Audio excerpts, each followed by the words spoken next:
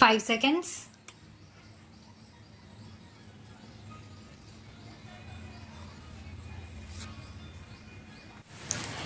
Sir, the Essential Commodities Act was passed 5 years ago, and when the minister yesterday came with an amending bill, we expected that he would give us a brief report on the working of this measure for the last few years.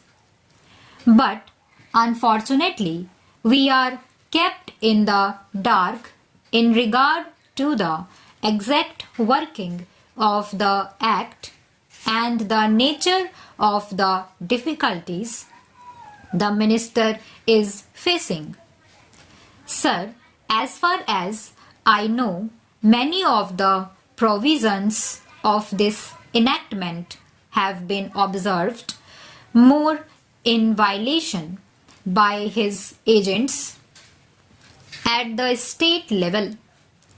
The food minister may be very earnest, may be very able, and may be very anxious to see that the various provisions of the Act are implemented in the most effective manner at the state level, but unfortunately, his agents at the state level are not equally enthusiastic or equally anxious to observe the provisions of this enactment. The most important objectives of this enactment are to control the supply and distribution of commodities and to maintain a stable price level. In regard to both these aspects, I am afraid that the government has failed to realize the objectives in view. Some time past, when there was scarcity of food grains, attempts were made to make procurement from certain wholesale merchants and from rice mills.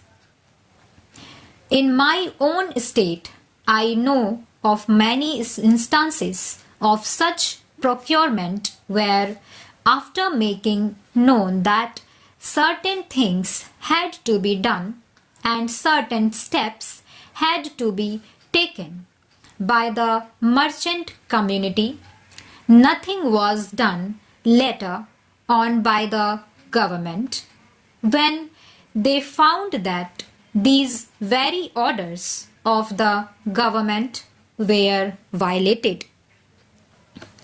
As a result of the violations, there was a consequent rise in the price of food grains. In respect of other commodities like iron and steel, paper, etc., we see a lot of speculative activities, but the provisions of the Act have not been brought to bear on them. Perhaps no case of prosecution was launched against those people who contravened the various provisions of the Act. We are interested to know in how many cases the government have taken steps to prosecute individuals who have violated the various sections of the Act. The minister said that the powers under the Act were not adequate.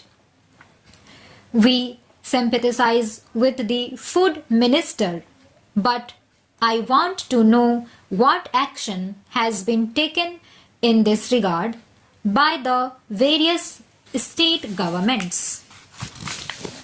In regard to the amending provision, I want to know from the minister what would be his difficulty even if minor offences are taken to courts of law. For instance, the Motor Vehicles Act deals with various offences, both major and minor, and various minor offences under the Act are taken to courts and people are prosecuted. What is the difficulty in taking these cases of a minor nature to courts of law?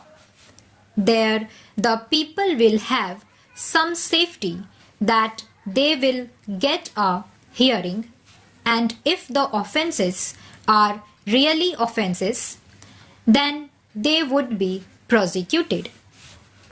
Otherwise, they will be acquitted. Here, the minister says that there should be a security deposit. If there is a violation of a particular provision of the enactment, then the executive authority will have the power either to confiscate a part of the amount or the whole of the amount. We are clothing the executive authority with more powers.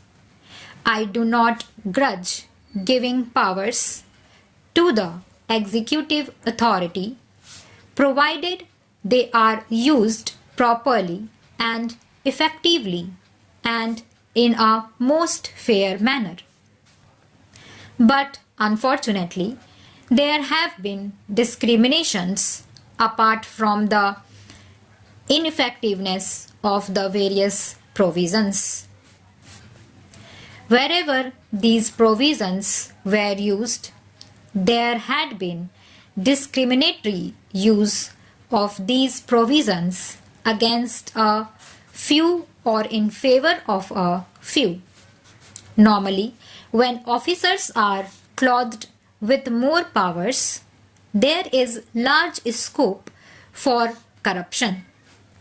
I feel that it would be desirable to avoid such malpractices, and it would be desirable, I think, that even for minor offences, the parties should have a chance to defend their actions. I do not think that this problem of dealing with minor offences will become complex or complicated in any way if we take them to courts of law. I want a reply from the minister in what way he is suffering from a handicap in dealing with minor offences or offences of a technical nature. The honorable member made the point that even if this thing was acceptable to the House, he did not know what amount would be demanded as security. So, the minister should tell us what amount is normally expected from a licensee in all cases and what the offences are which are of a technical or minor nature which he has in view. We are not told which are major offences and which are minor offences. Clarifications on these points are necessary. I wish that the act which came into effect long ago was implemented properly. I know that the minister here is very earnest in implementing it, but his colleagues at the state level and at the central level are disappointing him. Stop.